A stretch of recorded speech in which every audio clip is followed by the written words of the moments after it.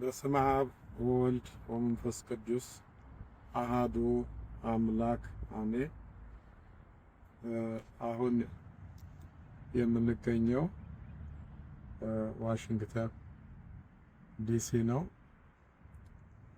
ባለፈው የሆተ ምስራቅ ኪዳነ ምህረት ቤተክርስቲያን የገዛችው ትልቅ የኬማርት ስቶር ላይ ነው የምንገኘው።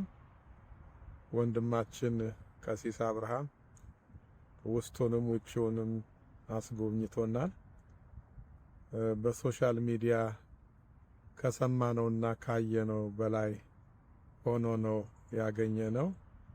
በእውነቱ የኢትዮጵያ ኦርቶዶክስ ተዋሕዶ ቤተክርስቲያን ይህንን የሚያክል ግዙፍ ህንጻና ይህን የመሰለ ፓርኪንግ ያለው ቦታ ባለቤት በመሆኗ ሁላችንንም ደስ ሲያሰኝን የሚኖር ነው።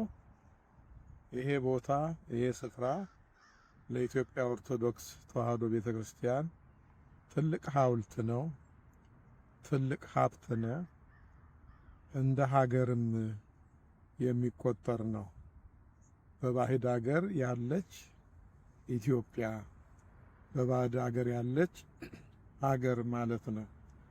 ስለዚህ ይሄ ቦታ ወደፊት ለብዙ ስራ የሚፈለግ ነው። ዋናው ቤተ መቅደስ እዚህ ይሆናል።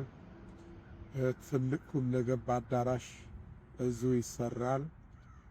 ልጆች ሃይማኖታቸውን፣ ስርዓታቸውን፣ ባህላቸውን፣ ትውፊታቸውን የሚማሩበት የልጆች ትምህርት ቤት ይኖራል እና ዓላማው በጣም ደስ የሚያሰኝ ነው። ታዲያ የዚህን ዕዳ ለመክፈል ብዙ ሚሊዮን ዶላር ያስፈልጋል።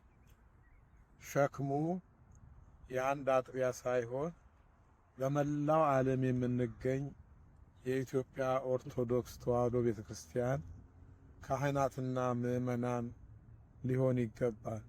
የሁላችንም ሀብት የሁላችንም ጸጋ ስለሆነ ሀገራችን እንደሚባለው 50 ሎሚ ለአንድ ሰው ሸክም ነው፣ ለ50 ሰው ግን ጌጡ ነው እንደተባለ እያንዳንዳችን በመላው ዓለም የተበተን ኦርቶዶክሳውያን ኢትዮጵያውያን በሀገር ቤትም ያለ እንደው አንዳንድ ዶላር 5 ዶላር 10 ዶላር እንደ አቅማችን 100 ዶላር አንዳንድ ሺህ ዶላር ብናወጣ በእውነት በአጭር ጊዜ ውስጥ ዕዳው ተከፍሎ ወደ ስራ ለመግባት ይቻላል።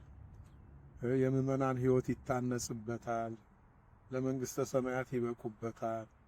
ልጆቻችን ሰይጣን አይነጥቀንም፣ ወደ ባዕድ አይሄዱም፣ የኛ ይሆናሉ፣ የእግዚአብሔር ይሆናሉ እና ወደፊት የታሰበ ዓለም አቀፍ ፈንድሬዚንግ አለ።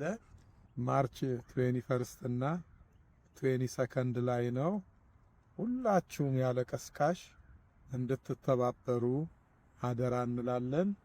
እኛም ባለንበት ሀገረ ስብከት ባለንበት ደብር ያሉትን ልጆቻችንን ከዛሬ ጀምሮ ለማስተባበር እንሞክራለን። መድኃኔዓለም ሐሳባችንን ይሙላልን። አሜን።